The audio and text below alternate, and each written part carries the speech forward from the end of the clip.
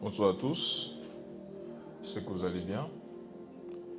Une fois de plus, bienvenue. Et avant de commencer avec le message de ce jour, on va juste élever nos voix et parler au Seigneur. Tu vas remercier le Seigneur pour ce qu'il a fait pendant toute la semaine. Tu vas remercier le Seigneur pour toutes choses qu'il a fait dans ta vie. Même la simple chose d'être là aujourd'hui pour passer du temps entre frères et sœurs. Remercie le Seigneur pour cela. Élève ta voix et parle au Seigneur. Leko savrenunandos cafe la branta paradia sevai. Thank you, Jesus. Lokando sefrante corades. Liga non chante cora afternoon gresicta cora delia tavanas. Leko ja ante saida varate. Merci Seigneur pour cette opportunité de se rassembler ici en ce jour. Liko zefra ante cora dia sevrano. Mandege sovranonte. Lako sega non gresifra antalia da vahatea. Leko zade brandeges kofaradiata. Leko namande saida. Soprante kira annonces, l'écho sefra adas. Pendant la semaine, plusieurs ont perdu la vie. Pendant la semaine, plusieurs choses se sont produites, Seigneur. Mais tu nous as préservés, tu nous as gardés jusqu'en ce moment. Et nous te disons merci. Nous te disons merci. Il n'y a personne comme toi. L'écho sevrante paradiata, l'écho ante coradia sevanonte, la soprante levediata, raconemanta saida, mento sante paradiata, reconema ante sovria, l'écho sante paradiata. Nous te disons merci Seigneur pour les membres de nos familles. Nous te disons merci Seigneur pour nos amis. Nous te disons merci Seigneur pour la France, pour tout ce que tu fais. Les causes effrayantes. Merci Seigneur pour le corps de Christ. Merci Seigneur pour la santé. Merci Seigneur pour tout ce que tu fais pour nous. Même les choses que nous ne voyons pas. Nous te disons merci pour ces choses. Quand nous dormons Seigneur, tu veilles sur nous. En ce moment, nous sommes venus pour te dire merci. Les causes effrayantes paradiasa. Les causes il n'y a personne comme toi. Il n'y a personne comme toi. Le Dieu au-dessus de tous. Il n'y a personne comme toi. Oh Sevrano. Raconte paradia nongre esto faradiata. Oh merci Seigneur. Les causes ante corades brande legonza skaida mahate. Oh, ago sevanonda skaina, likona ma ante saida barate, rako sefradona dia sova ata, likosa vrena ma sata bahate. Qui est comme toi, Seigneur? Qui est comme toi, Seigneur? Oh, sante ko shabrahate, ligon sabrade hatongas kevana dia savade. Quand nous pensons, Seigneur, à là où tu nous as trouvés, Seigneur, et là où nous sommes aujourd'hui, nous ne pouvons que te dire merci. Pour ton sang qui nous a lavés, qui nous a transformés. Merci Seigneur. Merci Seigneur. Merci Seigneur. Leko sevrano kando zefa abriata maladeso. Oh mandes kaina vahate. Parfois nous ignorons les choses que le Seigneur fait pour nous parce que peut-être ce n'est pas ce que tu as demandé. Alors parce que tu n'as pas reçu ce que tu as demandé, tu penses que Dieu n'a rien fait pour toi. Le simple fait d'être en vie. Cette même semaine, il y a des personnes beaucoup plus jeunes que toi qui ont perdu la vie. En ce moment même où nous parlons, il y a des personnes qui sont en train de mourir dans les hôpitaux. Tu n'es pas mieux que ces personnes. Là où nous parlons en ce moment, il y a ceux qui font des accidents. Il y a ceux qui se font exécuter. Il y a plusieurs choses qui se passent en ce moment. Le simple fait d'être en vie, d'avoir ce souffle de vie, est plus qu'assez pour dire merci au Seigneur. Alors lorsque tu remercies le Seigneur, que ça ne soit pas une chose banale, une chose que tu es habitué à faire, c'est une chose que tu fais régulièrement, non. Que ça vienne de ton cœur. Dis merci au Seigneur en ce moment. Dis merci au Seigneur en ce moment. Oh, Seganovra isobrante levedia kabonas. Le kozante ko shabahate. Le cobrahetezo veina non casto prahate veliata lianonza skaida mante soveia raconde baratia sova de hesco paradiata. Oh merci Seigneur, ligo sante prahate. Pour ma vie je te dis merci. Ligo seva nongre skaida bahate. Pour là où je suis aujourd'hui je te dis merci. Ligon safrante paradiate vehose. Ligo fraante pariata. Parfois nous avons tendance à demander trop de choses. On oublie ce qu'il nous a déjà donné, même le souffle de vie. Liko sabrate magadiata. Oh merci Seigneur. Nous sommes là pour te dire merci pour le souffle de vie. Nous sommes là pour te dire merci pour le fait d'être en vie en ce moment. Oh, Manteko Sebrate. Ce n'est pas à cause du mérite, c'est ta grâce, Seigneur. C'est ta grâce et ta miséricorde. Oh, Mante Saïda Manko Sedabrahate. Oh, Mante Sadabrahate. Oh, merci, Seigneur. Même les choses que nous ne sommes pas capables de voir que tu fais, Seigneur. Nous te disons merci en ce jour. Il n'y a personne comme toi, Seigneur. Merci, Seigneur. Du fond du cœur, nous te disons merci. En tant qu'Église, nous te disons merci. En tant qu'individu, nous te disons merci. Tes œuvres sont magnifiques. Tes œuvres sont magnifiques. Il n'y a personne comme toi, Papa. L'écho, c'est vraiment nante coradia sevaille. Oh, Sadabranda Gatai. Liko Fradoze Vena non Sadabrai. Liko Shabrahate Mandas Kabai. Oh, Shatabahate. Landes Ofranos, Cavaria Namakasto Brahate Veliata.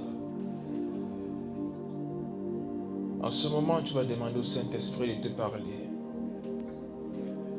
Le Saint-Esprit, parle-moi en ce jour. Que ce message soit pour moi. Je ne vais pas juste l'entendre ou l'écouter. Je vais pouvoir le mettre en pratique. Que ce message touche mon cœur et qu'il me transforme complètement. Élève ta voix et parle au Saint-Esprit. Les ovena non sefrado le geskofra atebeliata. Lagune sante corades. Lande zofrado hezevena non krateida vahate. La dovrante kira non zesafrahate levena non saita vahate. Saint-Esprit, que ce message me touche. Que ce message me transforme. Que ce message touche le cœur d'un frère. Touche le cœur d'une sœur. Et que ce message nous transforme, afin qu'à partir de ce jour, nous soyons des vrais ambassadeurs de Christ. Qu'à partir de ce jour, nous soyons des vrais représentants de Christ, au nom puissant de Jésus-Christ. Que ce message mette un terme à tout ce qui n'est pas de Dieu dans nos vies, et qu'une nouvelle chose naisse à partir de ce moment. Libanos Efrados Capelia Davahates. Merci, Seigneur. Oh, merci Saint-Esprit pour ta présence dans ce lieu. Oh, Skabada Branda Gahate. Lano Zefranonga Stofra Atelevena non Seida Vahate. Raconte sa de Brandeges Kofaha de Beliata Havenas. Oh, Mandegos Kofrante Peliata Havezote. Merci Seigneur. Merci Seigneur. Au nom puissant de Jésus-Christ. Amen. Amen. Jeudi matin, le Seigneur est en train de me parler. Il me parlait de l'impact. Nous sommes dans une génération et dans un temps dans le corps de Christ où la chose principale, la chose clé sur le cœur de Dieu pour l'Église, c'est l'impact dans le monde.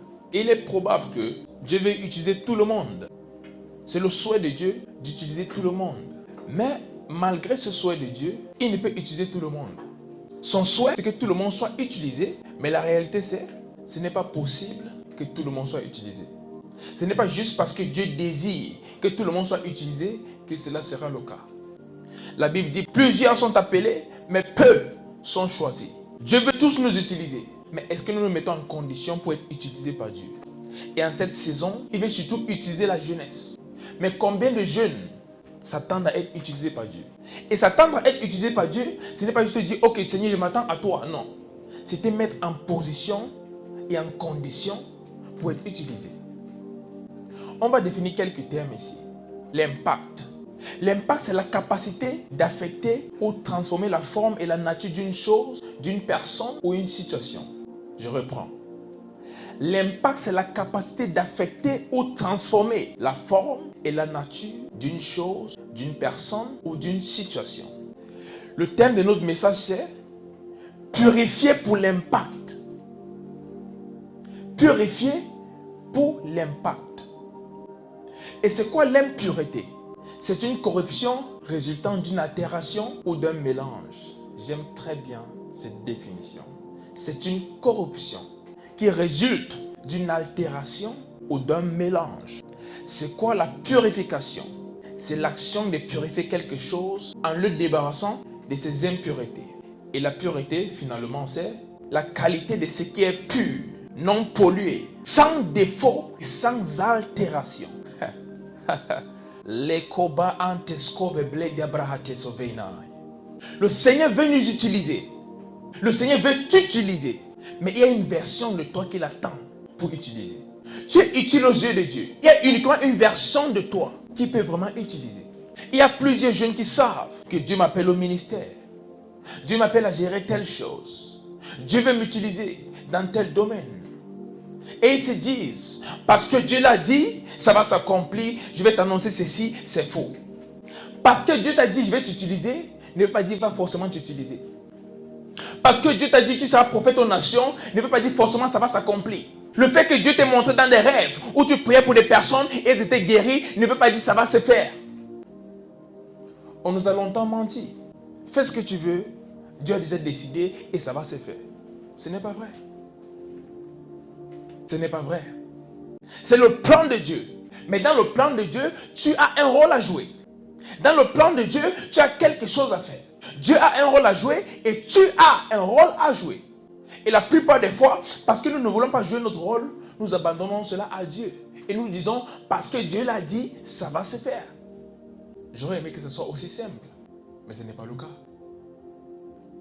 Dans une saison d'impact, comme celle dans laquelle nous nous trouvons, Dieu fait une demande à la terre, et surtout au corps de Christ en ce moment. Et cette requête, c'est, qui est-ce que je peux envoyer et qui ira? Dieu cherche des personnes dans notre génération qui peuvent utiliser. Il cherche des jeunes qui peuvent utiliser. Et lorsqu'il regarde le monde, il se dit, d'où viendra le salut de ces personnes? Et il regarde l'église et il voit plusieurs jeunes qui veulent utiliser. Mais il se pose une question. Si les jeunes qui veulent utiliser font les mêmes choses comme ceux qui veulent transformer, alors qui est-ce qu'il va envoyer vers qui? Les mêmes jeunes qui sont à l'église aujourd'hui vivent aussi comme ceux qui sont dans le monde. Il n'y a pas de séparation, il n'y a pas de différence. Donc bien que Dieu veuille utiliser les jeunes, ça devient difficile. Parce que les personnes qui veulent envoyer sauver les autres sont dans les mêmes choses que les autres. C'est impossible de sortir une personne d'une situation dans laquelle tu te trouves. Ils ont peut-être donné leur vie à Dieu, mais ils ne vivent pas encore pour Dieu. Et en cette saison, Dieu nous demande de quitter cette vie d'iniquité. En cette saison, il nous demande de sortir du péché et de vivre pleinement pour lui. Dans une saison d'impact, il veut des vrais représentants, il veut des vrais ambassadeurs, des personnes qui peuvent parler pour lui et des personnes qui peuvent vivre sa vie. Et tu es cette personne-là. Mais est-ce que tu décides à partir de ce jour de vivre pour Dieu?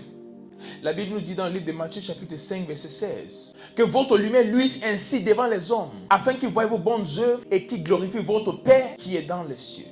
Il y a une lumière en toi. Il y a des choses que Dieu a déposées en toi pour transformer ton monde. Il y a des choses que Dieu a mis en toi pour l'impact global.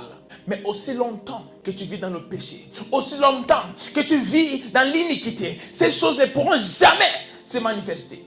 Parce que le péché empêche à la lumière en toi d'être visible dehors. Le péché empêche à ce que Dieu a mis en toi de se manifester pleinement. Plusieurs disent, pourquoi avant je faisais ces choses, mais aujourd'hui c'est difficile. Pose-toi la question, est-ce que je mène la même vie qu'avant? Est-ce que j'ai fui le péché comme avant? Ou je suis devenu ami du péché? On a dit maintenant, on appelle ça tomber, ce n'est pas péché, c'est juste tomber. Donc je tombe tous les jours dans la même chose. Chaque jour je prends mon téléphone, je vais sur des sites bizarres, je vais voir des personnes et je fais des choses qu'il ne faut pas. Encore et encore et encore. Et j'appelle ça tomber. Mais ce temps qu'on perd, c'est un temps d'impact que nous sommes en train de mettre en attente. C'est un moment d'impact que nous mettons en attente pour se faire plaisir. Pendant que d'autres jeunes sont en train de mourir dans le monde. Pendant que des personnes que tu devais sauver sont en train de périr. Il y a des choses en toi que Dieu a mis pour changer ta génération, pour transformer les nations. Mais aussi longtemps que tu vis dans l'iniquité, ces choses ne pourront se manifester. Je prends l'histoire d'une lampe. Pour ceux qui ont vécu dans les villages ou ceux qui ont déjà eu des lampes avant. Il y a des lampes qu'on utilise avec, on met le pétrole, on met du pétrole et puis on allume avec un briquet ou quoi que ce soit. Et il y a un verre dont la flamme est à l'intérieur et le verre est à côté. Et pendant que cette flamme-là brûle, il y a la fumée qui commence à s'accrocher sur le verre. Et plus la fumée là s'accroche sur le verre, la lumière devient moins forte. Ça commence à atteindre le verre et à cause de ça, la lumière ne peut briller comme avant. Et pour cette raison, la même lampe qui hier pouvait éclairer cette salle sans problème ne pourra pas le faire peut-être dans 3 semaines après que cette fumée s'est accrochée sur le verre. C'est la même chose que le péché fait. Il y a des choses que Dieu a mis en toi. Mais lorsque tu vis dans l'iniquité, tu commences à souiller le vase qui contient ces dépôts de Dieu. Tu commences à souiller le vase qui contient ce que Dieu a envoyé à une génération. Et plus tu vis dans le péché, quand tu persistes dans cela, ces choses que Dieu a mis en toi n'arrivent plus à s'exprimer pleinement. Donc peut-être les dons que tu avais avant ne s'expriment plus pleinement. La chose que Dieu t'avait donnée n'a plus cette expression qu'elle avait au départ. Et à cause de ça, l'impact est affecté. Tu n'as pas le même niveau d'impact. Des personnes autour de toi, tu peux peut-être leur parler de Dieu. Mais lorsqu'elles regardent ta vie, est-ce qu'elles ont envie de suivre le Dieu que tu suis?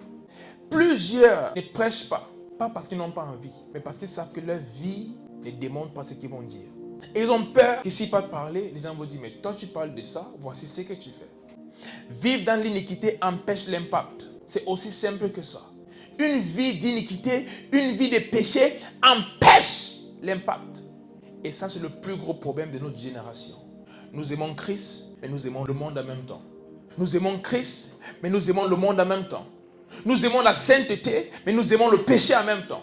Et pour cette raison, aujourd'hui, nous avons de l'impact. Et demain, le monde nous impacte parce qu'on n'arrive pas à rester sur cette voie de sainteté jusqu'à la fin.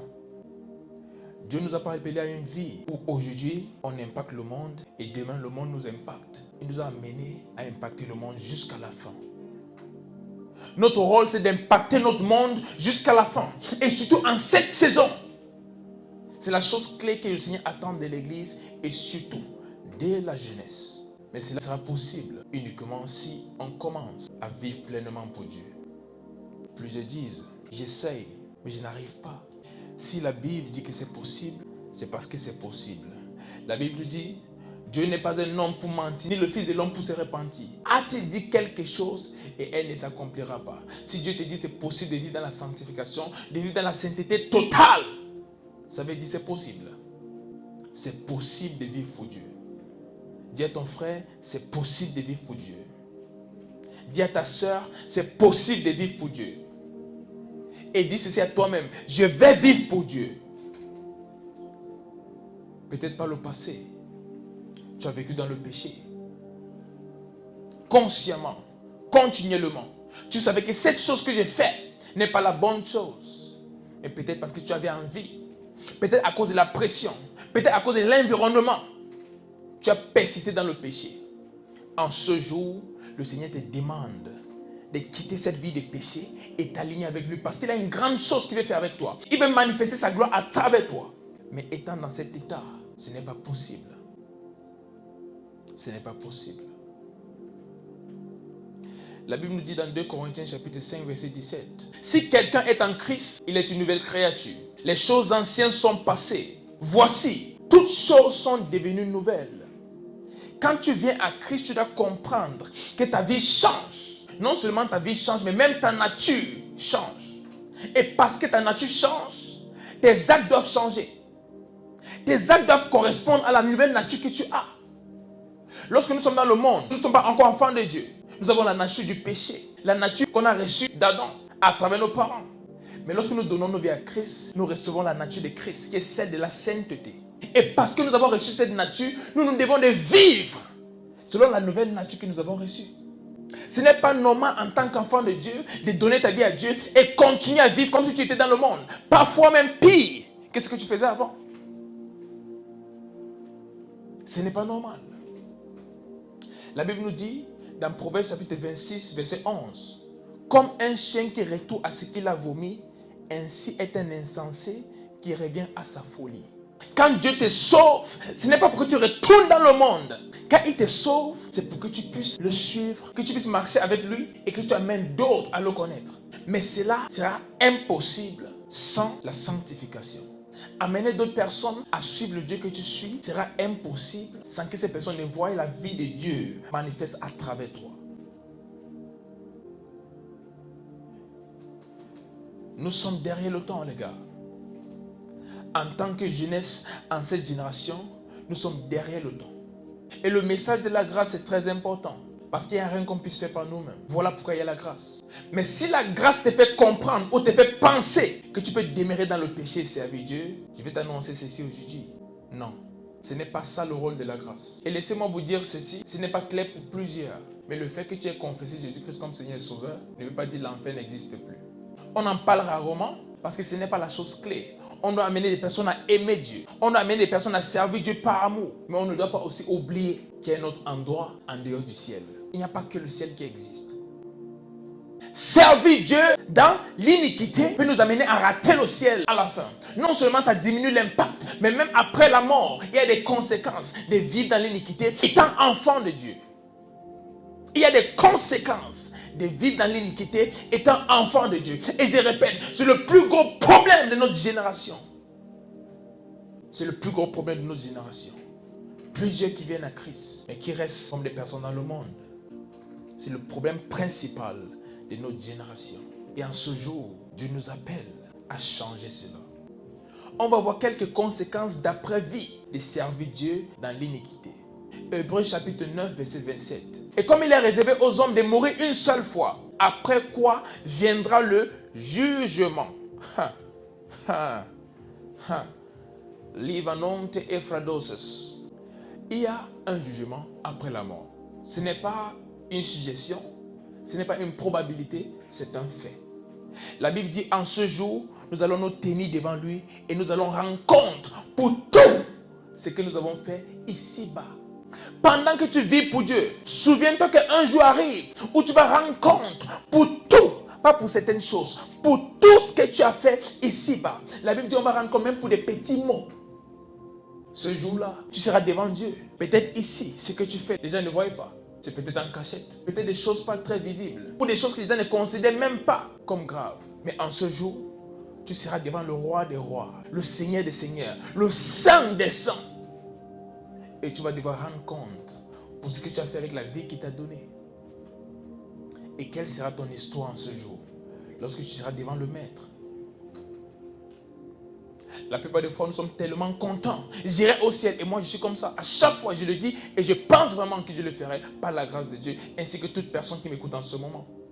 Mais il est également important de savoir qu'on a été racheté par Dieu pour un but. Et un jour arrive où celui-là qui nous a rachetés va nous demander des comptes.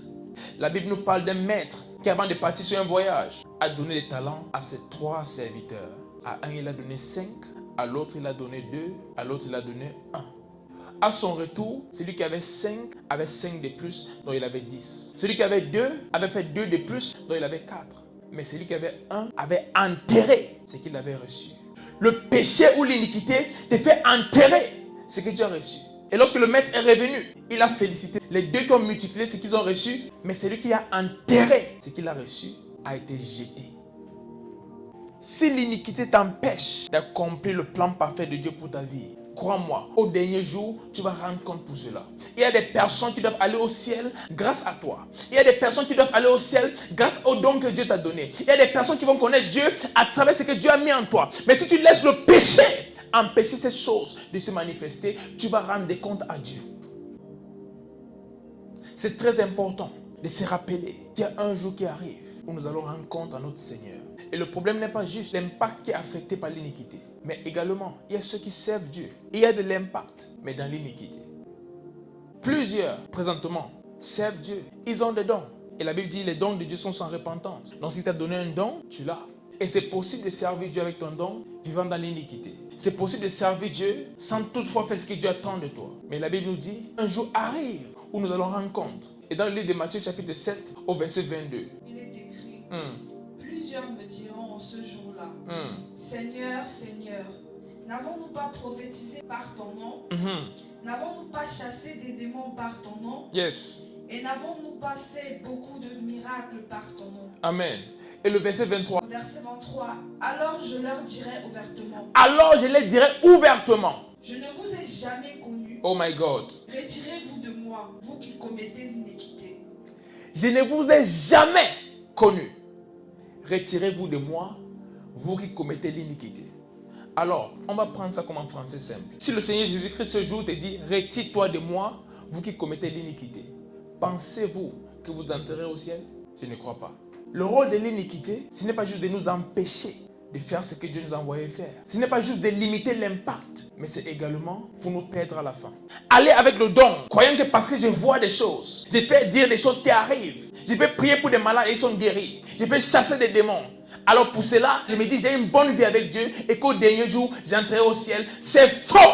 Et plusieurs utilisent cela pour s'aveugler. Ils disent, si le Seigneur n'est pas avec moi, pourquoi je prophétise encore? Si le Seigneur n'est pas avec moi, pourquoi je guéris encore des malades? Si le Seigneur n'est pas avec moi, pourquoi les démons partent quand je parle? Si le Seigneur n'est pas content de moi, pourquoi je prophétise et les choses arrivent? Mais la Bible nous dit, plusieurs en ce jour diront, Seigneur, j'ai prophétisé en ton nom. J'ai chassé des démons en ton nom. J'ai fait plusieurs miracles en ton nom. Et la Bible nous dit, il va leur dire ouvertement, pas en cachette, ouvertement devant tout le monde. Je ne vous ai jamais connu. Retirez-vous de moi, vous qui commettez l'iniquité. Laissez-moi vous dire ceci. La pire chose à faire, c'est de vivre toute une vie, croyant qu'à la fin, on va se retrouver au ciel et qu'on soit choqué à la fin. Parce qu'en ce moment, il n'y a pas autre chose à faire. Ce jour du jugement, lorsque tu es devant Jésus-Christ, il n'y a pas d'autre option. Tu ne peux pas remédier aux choses en ce moment. Tu ne peux pas changer les choses en ce moment. C'est le dernier jour et il n'y a rien à faire. Tu ne peux pas supplier que Seigneur Jésus-Christ ait pitié de moi. Tu ne peux pas. Alors, le temps que tu as ici sur terre, c'est le temps de ranger ta vie. Non seulement de servir Dieu comme il se doit, mais de vivre pour lui. Premièrement, cela va te permettre d'impacter ta génération comme Jésus-Christ le désire. Et aussi, ça va te garantir le fait d'entrer au ciel à la fin. N'oublions jamais le fait qu'il y a un jour de jugement qui arrive. N'oublions jamais le fait qu'un jour nous allons rendre compte. C'est une chose que dans notre génération, nous avons oublié. Et pour cela, nous vivons consciemment et continuellement dans le péché sans aucun problème. Ça ne nous dérange pas. Parce que nous avons oublié que le même Dieu, qui est un Dieu aimant, qui est un Père, est également un juge, qui va nous juger au dernier jour. Nous avons oublié cela. Dans la même Bible, qu'il est appelé un Père, cette même Bible nous dit que nous allons rendre compte pour ce que nous avons fait de nos vies. Ce n'est pas pour nous amener à vivre pour Dieu par la peur. La peur ne devrait pas sponsoriser le fait de vivre pour Dieu. Par contre, notre amour pour lui devrait nous amener à vivre pour lui. Et puis ils se disent, je veux sortir de cette vie de péché. Ce n'est pas comme s'ils ont envie de continuer dans le péché. Mais certains se battent contre plusieurs choses et ils n'arrivent pas à s'en sortir. Et ils se demandent, comment sortir du péché? Comment quitter une vie de péché? Comment arrêter de faire ces choses que j'ai fait depuis longtemps? C'est un pleur. Ils ont déjà pleuré, ils ont déjà prié, ils ont sacrifié beaucoup de choses. Ils ont tout fait pour sortir d'une vie de péché. Mais ils ont l'impression qu'ils sont impuissants face à ces choses. La première chose à faire pour sortir du péché, c'est accepter Jésus-Christ comme Seigneur et Sauveur. Sans être né de nouveau, c'est impossible de vivre dans la sainteté. Parce que tu as une nature pécheresse, alors automatiquement, tu te retrouves à pécher. Plusieurs n'ont pas encore donné leur vie à Christ et essayent de vivre pour Christ. C'est la nature que tu as qui alimente la vie que tu as. C'est la nature qui est à l'intérieur de toi qui sera manifeste à travers tes actes. Donc la chose la plus importante, c'est premièrement accepter Jésus-Christ comme Seigneur et Sauveur. Lorsque tu fais cela, ton esprit est recréé. À partir de ce moment, tu as la nature de la sainteté. C'est la première étape pour vivre pour Dieu. Et comment accepter Jésus-Christ? La Bible nous le dit dans Romains chapitre 10, verset 9. Si tu confesses de ta bouche le Seigneur Jésus, et si tu crois dans ton cœur que Dieu l'a ressuscité des morts, tu seras sauvé. Car, ça c'est le verset 10, c'est en croyant du cœur qu'on parvient à la justice et c'est en confessant de la bouche qu'on parvient au salut, selon ce que dit l'Écriture. Livre ante cor diestes. Donc la première chose à faire, c'est accepter Jésus-Christ comme son Seigneur et son Sauveur. La deuxième chose à faire pour arrêter de vivre dans le péché, c'est décider d'arrêter. Plusieurs personnes attendent un jour où ça va s'arrêter automatiquement. Non, ce jour-là n'arrivera pas. Tu dois toi-même décider qu'à partir de ce jour, je ne veux plus vivre dans le péché. Même si j'ai essayé plusieurs fois et je n'ai pas pu, mais je prends la décision de ne pas vivre dans le péché. Même quand tu donnes ta vie à Dieu, c'est toujours possible de continuer dans le péché, tout en étant un enfant de Dieu. C'est toujours possible de continuer dans le péché étant un enfant de Dieu. Alors pour arrêter de pécher, tu dois prendre cette décision de dire stop au péché. C'est une chose que tu devrais faire consciemment. Elle ne se fera pas elle-même. Tu devrais dire, à partir de ce jour, je décide d'haïr le péché et d'aimer la sainteté. Hébreux chapitre 1, verset 9. La Bible dit, tu as aimé la justice et tu as haï l'iniquité. C'est pourquoi, oh Dieu, ton Dieu t'a oint d'une huile de joie au-dessus de tes égaux.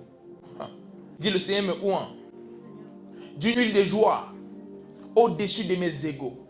Le Seigneur me oint d'une huile de joie au-dessus de mes égaux. L'attention de Dieu se repose sur toi uniquement quand tu décides d'haïr le péché et d'aimer la sainteté. Donc pour arrêter de pécher également, il faut prendre la décision d'arrêter. Il dit quand tu as décidé d'aimer la justice, tu as aimé. Non, ce n'est pas Dieu qui t'a amené à aimer la justice, non. Toi-même, tu as décidé d'aimer la justice et haïr l'iniquité. C'est une décision personnelle. De même comme tu as accepté Jésus-Christ dans ta vie, tu dois décider d'haïr le péché et d'aimer la sainteté. Et la troisième chose, qui est la chose la plus importante après avoir accepté Jésus-Christ, c'est une pensée transformée. Sans une pensée transformée, tu vas continuer dans le péché, même étant un enfant de Dieu. Et tu ne pourras rien faire. Tu pourras peut-être prier, aller te confesser, revenir le même soir après la confession et faire les mêmes choses, et même pire qu'avant.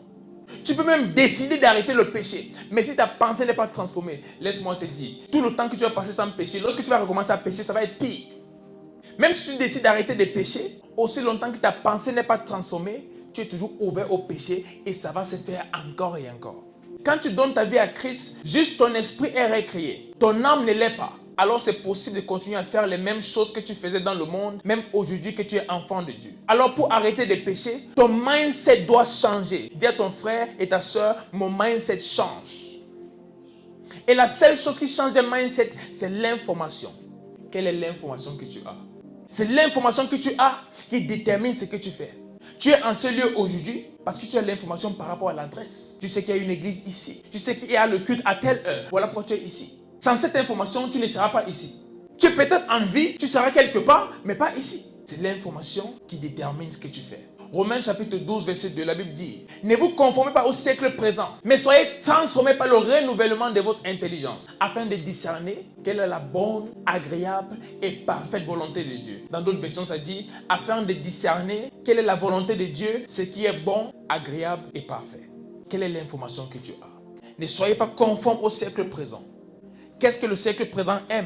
Les choses de notre génération, les choses que le monde propose. Le siècle présent aime le fait de vivre avec des garçons et des filles. Pourtant, vous n'êtes pas mariés. Le siècle présent aime le fait de prendre de l'alcool jusqu'à ce que tu saoules et tu commences à faire des choses hors de contrôle. Tu ne te contrôles plus. Le siècle présent aime ça. Mais la Bible dit, ne sois pas conforme au siècle présent. Le siècle présent te dit, tu es jeune, tu es très belle, offre ton corps, fais-toi plaisir. À un moment, tu seras vieille et tu ne pourras plus faire les mêmes choses. Le siècle présent te dit, en tant que jeune garçon, il faut prendre la drogue. Comment tu vas grandir sans consommer de la drogue? Consomme d'abord de la drogue. Après, lorsque tu seras vieux, tu vas devenir responsable.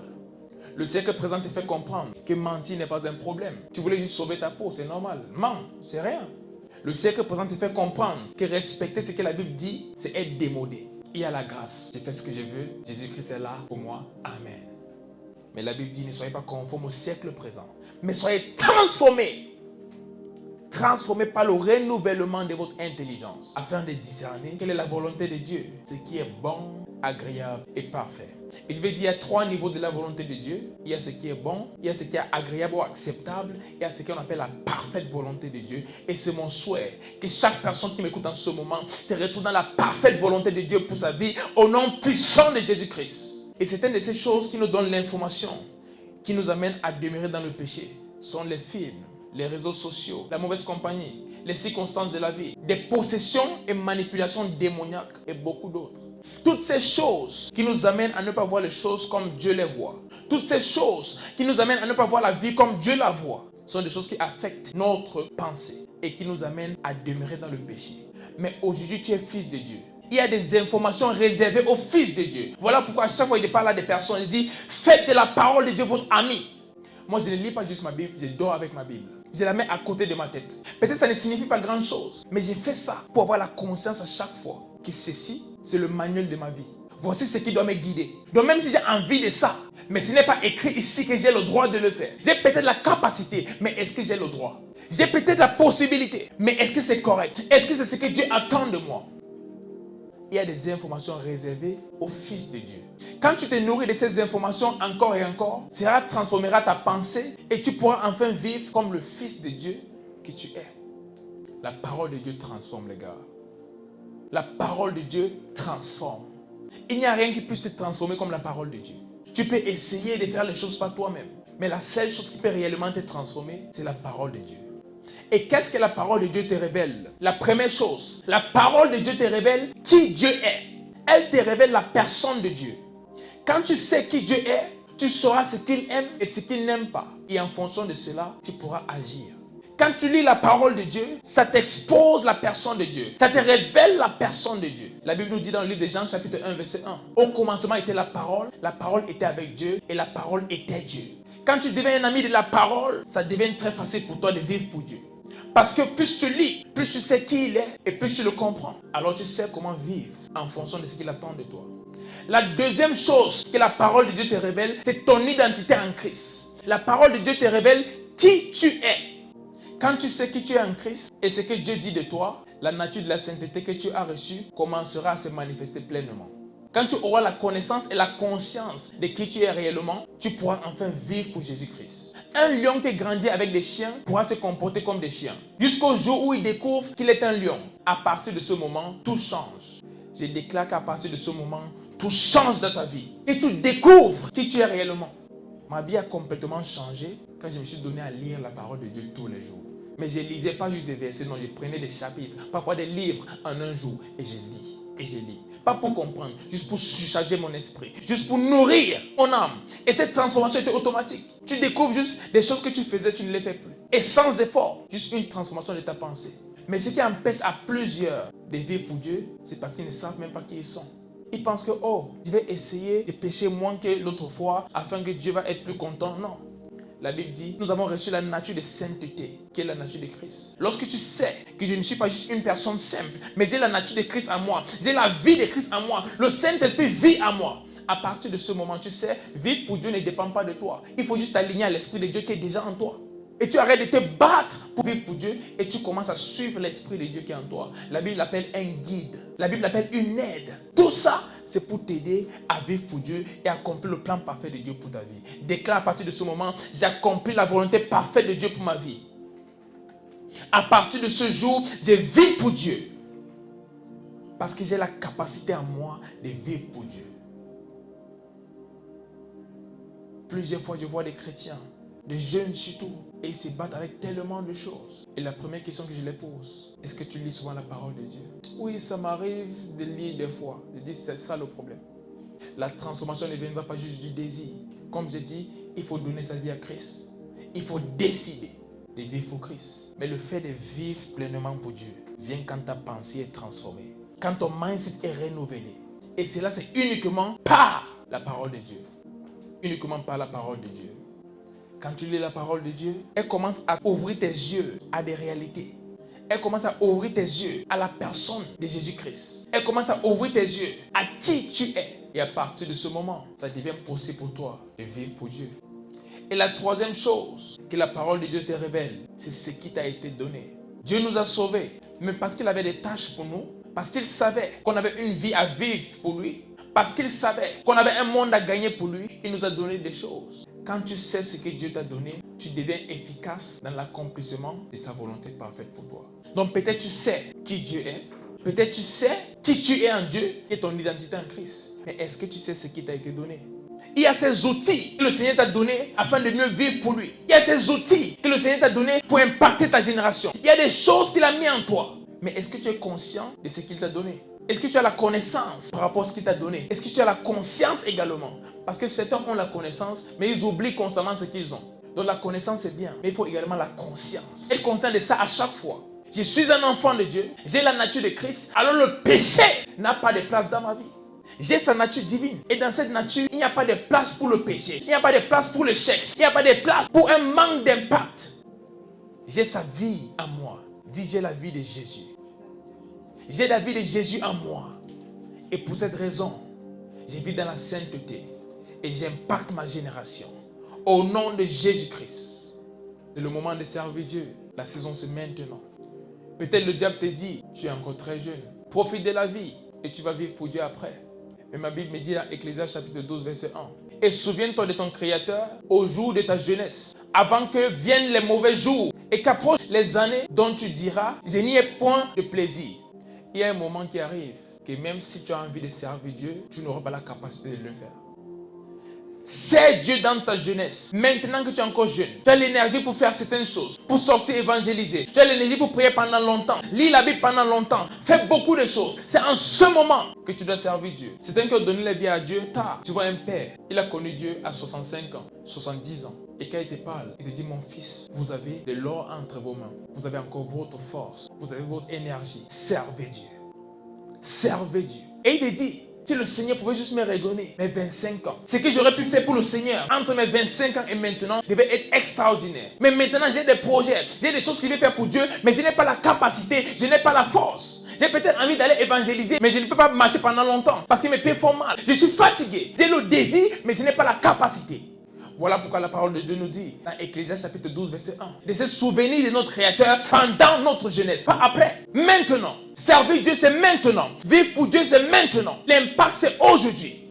Et tu dois avoir la conscience de cela et prendre la décision qu'à partir de ce jour, rien ne va t'empêcher de servir Dieu. Ça doit être une urgence pour toi de servir Dieu à partir de cet instant. Et je déclare que tu es mis à part dès ce jour. Et que tout jour qui te gardait encore en captivité, tout ce qui te gardait encore en captivité, tout jour qui te gardait dans le péché, tout lien avec le péché, je te déconnecte de cela aujourd'hui au nom puissant de Jésus-Christ. Tout péché qui te maintenait encore dans l'obscurité, je te déconnecte de cela et je déclare à partir de ce jour, tu vis pleinement pour Dieu et tu accomplis sa volonté parfaite pour toi au nom puissant de Jésus-Christ. À partir de ce jour, ce qu'il a déposé en toi s'exprime pleinement. Tu es un vase transparent. Je déclare que le péché qui a empêché à ton vase de manifester pleinement ce qui est en toi, le péché qui a souillé le vase que tu es, à partir de ce jour, il perd sa puissance et je déclare que tu vis pleinement pour Dieu et tu fais des choses extraordinaires pour lui. Tu vis pleinement pour Dieu et tu fais des choses extraordinaires pour lui au nom puissant de Jésus-Christ. Que même en cette génération, parmi ceux-là qui sont fils de Dieu, ton nom sera mentionné. Tu ne seras pas juste un qui parle de Dieu, tu seras un qui reflète Dieu. Tu ne seras pas juste un enfant de Dieu, tu seras un fils de Dieu. La Bible nous dit, aussi nombreux ceux qui sont guidés par l'Esprit de Dieu, ils sont fils de Dieu. Fils de Dieu veut dire Dieu dans la forme d'un homme. Que lorsque les hommes te voient, qu'ils voient Dieu. Et je déclare à partir de ce jour, lorsqu'ils vont poser les yeux sur toi, ils vont voir le Seigneur Jésus-Christ au nom puissant de Jésus. Ce ne sera pas juste des mots. Même ta propre vie sera un exemple. Ta propre vie sera un message à partir de cet instant. Il y a plusieurs, ils se sont battus avec plusieurs choses pendant longtemps. Le Seigneur dit, il met fin à ces péchés-là aujourd'hui. Il met fin à ces manifestations bizarres aujourd'hui. Il met fin à la masturbation aujourd'hui. Il met fin à la pornographie aujourd'hui. Il met fin à la fornication aujourd'hui. Il met fin au mensonge, à l'orgueil. Tout ce qui compte dans notre génération, le diable sait. La Bible dit dans la fin des temps, il va déverser mon esprit sur toute chair. Vos fils et vos filles prophétiseront. Vos jeunes gens auront des visions et vos veillards auront des songes. Le diable, sachant que cette génération est une génération prophétique, il a envoyé l'impudicité comme une chose pour nous garder dans l'obscurité. Je vous déclare à partir de ce jour, ces liens sont brisés au nom puissant de Jésus-Christ. Tout ce qui vous maintenait dans l'impudicité, c'est le plus gros problème de notre génération. Parce que c'est une génération prophétique. Partout où tu vois le prophétique, il y aura toujours l'esprit de Jézabel qui combat cet esprit prophétique. Et parce que notre génération est une génération prophétique, le niveau d'impudicité est juste très élevé. Et plusieurs jeunes, malgré leur amour pour Jésus, n'arrivent pas à vivre pleinement pour Christ à cause de ça. Mais je déclare, tu as la victoire sur tout ce qui t'est gardé en captivité au nom puissant de Jésus-Christ. La Bible a dit, lorsqu'il est mort sur la croix, il a dit tout est accompli. Je déclare, cette victoire qu'il avait sur la croix est ton partage à partir de ce jour au nom puissant de Jésus-Christ. Et parce qu'il a vaincu la mort, vaincu le péché, je déclare en ce moment, tu vis pleinement dans la sanctification. Tu vis pleinement une vie de sainteté à partir de cet instant même au nom puissant de Jésus. Et ta vie n'est plus jamais la même. Et non seulement cela se passe dans ta vie, mais à travers toi, les personnes sont sauvées. À travers toi, les personnes rencontrent le même Jésus-Christ. Je me rappelle, j'étais en Ukraine dans mon club. Et il y avait un joueur, il était de l'Iran. C'était un Iranien, il est musulman pratiquant. Et j'ai jamais prêché Jésus-Christ à ce gars. Je ne lui ai jamais dit Jésus-Christ t'aime, rien. Je venais juste au club, je m'entraînais avec tout le monde. Après le match, je rentre chez moi. Après la séance d'entraînement, je rentre chez moi. Et un jour, il me dit, Samuel, est-ce que je peux te parler après la séance d'entraînement? J'ai dit oui. Il pensait peut-être qu'il voulait me dire quelque chose, me demander quelque chose par rapport au sport et tout. Et il m'a regardé, il a dit, tu es différent. Il m'a dit, tu es différent. Et il m'a dit, ça fait tel nombre de mois que je t'observe depuis que tu es entré dans le club. Tu es différent des autres. Et là, il m'a dit, je vois que tu es beaucoup dans les choses de l'église et tout. Est-ce que tu peux m'inviter à ton église? Voici quelqu'un qui n'est pas juste de cette religion, mais il est pratiquant. Je ne lui ai jamais dit que Jésus-Christ t'aime. Il est venu vers moi à cause de quelque chose qu'il a vu. Et rassurez-vous, je ne savais même pas que quelqu'un me regardait. Et ce n'était pas parce que j'étais parfait. Mais à mon niveau, je faisais ce qu'il fallait pour plaire à mon Dieu. Et pendant ce temps, j'étais la Bible qu'une autre personne était en train de regarder. Tu es la Bible que quelqu'un d'autre regarde. Il y a des plus petits qui regardent à toi. Il y a des personnes dans ton environnement qui te prennent pour modèle. Tu seras quel genre de modèle pour ces personnes-là? Tu es la seule Bible que quelqu'un va voir un jour. Tu n'auras peut-être pas l'opportunité de lui dire Jésus-Christ t'aime, mais ta vie pourra lui montrer qu'il y a un Jésus-Christ qui existe. Il y a plusieurs au ciel, vous serez choqués. Les gens vont venir vers vous et dire, j'ai donné ma vie à Dieu à travers toi. Tu vas dire, non, je ne te connais pas. Il va dire, non, ta façon de vivre m'a changé. C'est à travers ta façon de vivre que j'ai rencontré Jésus-Christ. Les amis, ça paye de vivre pour Dieu. Ça paye. Dis, je vous dis la vérité, ça paye de vivre pour Dieu. Ça paye de vivre pour Dieu. Même dans ton intimité avec Dieu, tu as l'impression que tu as certains droits que d'autres personnes n'ont pas. Tu as l'impression que tu as quelque chose avec Dieu. Ah, mais ce n'est pas une impression, c'est une vérité. Quand tu vis pleinement dans la sanctification, il y a un courage. Une chose qui se passe, c'est le péché a été traité. Christ est mort sur la croix, il a dit tout est accompli. Donc on ne se bat pas contre le péché. Par contre, le péché a un truc qu'il fait, c'est que le péché affecte ta foi. Et lorsque le péché affecte ta foi, tu ne peux plaire à Dieu. La Bible dit, sans la foi, il est impossible de plaire à Dieu. Donc le rôle du péché, c'est d'affecter ta foi, c'est de briser ta foi afin que tu ne puisses plaire à Dieu. Et quand tu ne peux plaire à Dieu, tu ne peux servir Dieu, tu ne peux vivre pour lui. Donc le problème du péché a été traité. Par contre, il ne faut pas demeurer dans le péché parce que cela affecte ta foi. Et si ta foi est affectée, tu ne peux plaire à Dieu. Et si tu ne peux plaire à Dieu, tu ne peux avoir une bonne relation avec lui. Et sans cette relation, tu ne peux le représenter. Sans la relation avec Dieu, tu ne peux le représenter. Mais si tu veux représenter Dieu à partir de ce jour, décide de vivre pour lui. Et la Bible nous dit dans Proverbe chapitre 24, verset 16, qu'à 7 fois le juste tombe et il se relève. Tu es peut-être tombé, peut-être ça fait longtemps, des années, ce même péché ou plusieurs qui te gardent encore. Tu te lèves, tu tombes, tu te lèves, tu tombes. Tu essaies aujourd'hui, tu pleures demain, tu te confesses après-demain, après tu tombes. N'abandonne pas, accroche-toi. Accroche-toi. Utilise ces principes que je t'ai donnés avant. Si tu n'es pas enfant de Dieu, accepte Christ dans ta vie. Décide d'arrêter de pécher. Et la troisième chose, laisse la parole de Dieu transformer ta pensée. Si tu es déjà enfant de Dieu, tu n'as plus besoin d'accepter Jésus-Christ dans ta vie. Juste va au Seigneur et dis-lui que tu t'excuses pour ce que tu as fait et reçois son pardon. Et décide d'arrêter de pécher et utilise la parole de Dieu pour transformer ta pensée. Et à partir de ce jour, ta vie ne sera plus jamais la même. Où tu es en ce moment, parle au Seigneur. Tu sais ce qui est dans ton cœur. Tu sais les choses avec lesquelles tu te bats encore. Parle au Seigneur en ce moment. Et dis, Seigneur, j'amène cela devant toi. Retire tout ce qui n'est pas de toi en moi. Et fais de moi un vrai ambassadeur de Christ. Fais de moi une vraie ambassadrice de Christ. Parle à ton Dieu en ce moment. Les sovena nonges kofraha de beliata barst. Ligon sante ko shabrande leges. Limante sove baliata vahande koradeso. Lantes covenai, racone mangesto prahate veina antes. Lianon zastaina, manco sabedais. Li fronenda cose frante corades. La conde mandes caveina non sa sevada breida afternoondes. Le cona manta saida. Racote brahade veina non safradolia tavahai. Oh Seigneur, toute personne qui se bat encore avec quelque chose. Mon frère et ma soeur, je déclare une nouvelle chose commence aujourd'hui. Tu fais une nouvelle chose, Seigneur, dans nos vies. Et l'impact à partir de ce jour est sans frein. Au nom puissant de Jésus-Christ, une nouvelle chose s'est produite pour notre joie et pour ta gloire. Au nom puissant de Jésus-Christ. Et je déclare, et je prie pour quelqu'un, je prie pour mon frère et pour ma soeur. Tout ce qui te garde encore en captivité, tout péché qui est encore dans ta vie, même en ce moment, je déclare que cela perd son pouvoir et sa puissance sur toi, au nom puissant de Jésus-Christ, et qui te lâche complètement, afin que tu serves ton Seigneur Jésus-Christ dans la vérité et dans la joie. La Bible dit, il recherche les vrais adorateurs, qu'il adore en esprit et en vérité. Je déclare qu'en ce jour, même ta vie soit une adoration pour Dieu, et qu'elle soit en esprit et en vérité, au nom puissant de Jésus-Christ qui m'a envoyé. À partir de ce jour, ta vie change complètement. Dis à ton voisin, ma vie change complètement. Ma vie change complètement. Les choses anciennes sont passées. Et voici, toutes choses sont devenues nouvelles. Ma vie change complètement. Au nom puissant de Jésus-Christ. Et à partir de ce jour, Ma vie est une vie d'impact. J'impacte la jeunesse. J'impacte mon environnement. J'impacte le monde pour Jésus-Christ. J'impacte le monde pour Jésus-Christ. Amen.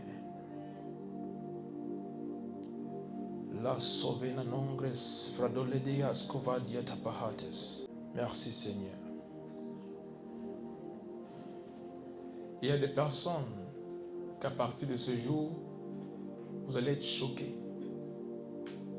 La masturbation c'est terminé. La pornographie, la fornication c'est fini. Ça va disparaître. Tu ne sauras même pas comment le décrire. Ça va disparaître. Le mensonge, le vol, la drogue. Ces addictions, tu essayes et tu tombes, tu essayes, tu tombes. Aujourd'hui, je brise les chaînes au nom puissant de Jésus-Christ. Certains d'entre vous, cela vous rend même malheureux. Vous voulez vivre pour Dieu. Vous voulez vivre dans la sainteté. Mais c'est compliqué. Vous essayez et vous pleurez. La victoire vous est accordée ce soir. Et à partir de ce jour, tout change. Tout change. Et Seigneur, j'ai prié pour la jeunesse. La plupart des jeunes se battent avec beaucoup de choses, Seigneur. Et je déclare à partir de ce jour que la même grâce que tu m'as donnée pour surmonter ces choses soit le partage au nom puissant de Jésus-Christ. Libanon, Sefradole, Brenda, Ate, Koradeses. Que cette même grâce, Seigneur, parle en leur faveur. Que cette même grâce soit leur partage. Sors-les, Seigneur, de ces choses. Sors-les de ces choses, Seigneur. Sors-les de ces choses, Seigneur. Qu'ils puissent vivre pleinement pour toi. Au nom puissant de Jésus-Christ. Amen. En ce moment, si tu as ton offrande, tu vas juste ramener cela et mettre dans le panier. Et pour ceux qui sont en ligne, il y a le lien PayPal dans la description. Vous pouvez envoyer vos offrandes, vos semences, vos dîmes à travers ce lien PayPal. Il y a également un numéro de téléphone que vous pouvez contacter au cas où vous n'avez pas PayPal et vous avez d'autres moyens. Nous allons vous donner ce qu'il faut comme information pour les paiements. Et je déclare que pendant que vous faites cela, le Seigneur vous bénisse. Les franon de scaveata zoveina man cresse fradoles. Ce que le Seigneur te met à cœur en ce moment, fais le juste et bientôt nous allons prier. Donc si le Seigneur te met à cœur de donner tes offrandes, tes dîmes, tes semences, peu importe ce que le Seigneur te met à cœur, c'est le moment. On en a encore pour quelques minutes avant de prier. La sofrande de gorade so ita faradietas. Seigneur, merci pour tes enfants qui ont fait ceci en réponse à ce que ta parole attend de nous. Comme un signe d'obéissance, un signe d'amour, un signe d'honneur pour toi. Je déclare que tout change dans leur vie à partir de ce jour au nom puissant de Jésus-Christ. Et que les bénédictions qui accompagnent ces principes soient leur partage au nom puissant de Jésus. Ils prospèrent à tous égards et ils sont en bonne santé comme prospère l'état de leurs âmes. Au nom puissant de Jésus-Christ. Amen. Et je prie pour toute personne malade, Seigneur, dans les hôpitaux, dans les maisons, abandonnées, Seigneur, en route. Peu importe où ces personnes se trouvent, j'envoie la guérison du Seigneur maintenant, au nom puissant de Jésus-Christ. Reçois ta guérison maintenant. Peu importe la maladie, je déclare qu'elle meurt dès les racines maintenant, au nom puissant de Jésus-Christ. Et je déclare la santé divine est ton partage. Toute personne oppressée par des démons, je déclare maintenant que cette puissance-là perd leur pouvoir sur toi au nom puissant de Jésus-Christ. Tu es complètement libre. La Bible dit, celui qui l'a affranchi est réellement libre. Je déclare à partir de cet instant, tu es réellement libre au nom puissant de Jésus-Christ. Et qu'une nouvelle chose commence dans ta vie. Pour des personnes dans le besoin, les orphelins, les enfants de la rue et toutes ces personnes moins privilégiées. Je déclare qu'une nouvelle chose commence dans vos vies maintenant. Même par l'Esprit de Dieu. Que ceux qui pensaient qu'ils ont été oubliés, que le Seigneur vous émerveille en ce moment. Que le Seigneur vous choque en ce moment. Avec des choses extraordinaires. Au nom puissant de Jésus-Christ.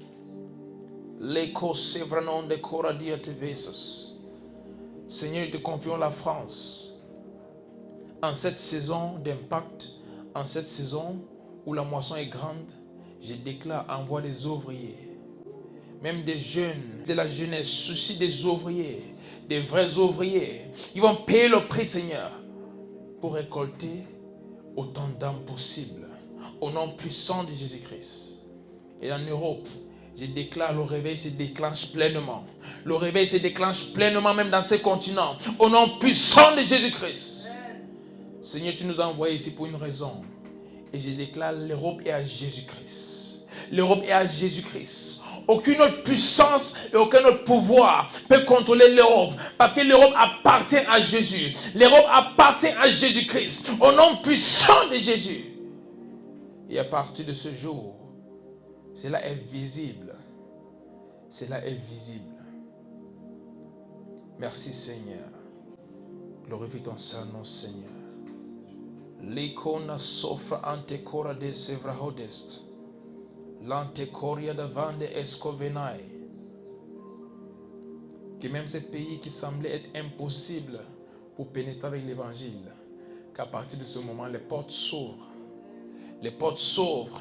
Les pays dans le monde qui sont hostiles à l'évangile, je déclare que les portes s'ouvrent maintenant et l'évangile pénètre les nations et les hommes sont transformés au nom puissant de Jésus-Christ. Lago Sevanon Gresfad Diataveno Sabeida Baratans. Même dans le Moyen-Orient, où plusieurs pays n'acceptent pas encore Jésus-Christ, je déclare que l'évangile pénètre ces nations et que même ceux-là qui ne pensaient jamais accepter Christ deviennent les mêmes qui vont prêcher cet évangile au nom puissant de Jésus-Christ. Varodianon Cres Ephadolest. C'est une nouvelle saison et l'impact sera visible partout dans le monde. L'impact sera visible partout dans le monde au nom puissant de Jésus-Christ. Seigneur, en ce moment où nous rentrons, prends le total contrôle et fais ce que toi seul es capable de faire. Que ce message nous accompagne jusqu'à chez nous. Et que ce message reste avec nous jusqu'à ce que la transformation soit complète. Au nom puissant de Jésus-Christ. Que le diable ne vole pas ces paroles. Mais que ces paroles demeurent dans nos cœurs. Jusqu'à ce que la raison pour laquelle elles sont sorties soit atteinte. Que ces paroles restent brûlantes en nous. Au nom puissant de Jésus-Christ. Veinanos et fratole veinanon castabali atavai. Glorifie ton nom, Seigneur, au nom puissant de Jésus-Christ. Amen. Que Dieu vous bénisse et rendez-vous jeudi prochain pour notre prochaine réunion. C'est notre dernière réunion en plus pour le mois de juin. Donc, le mois prochain, on se retrouve en juillet. Bonne fin de mois et bon début de mois avant la prochaine réunion qui sera jeudi. Bye bye, je vous aime. Au revoir.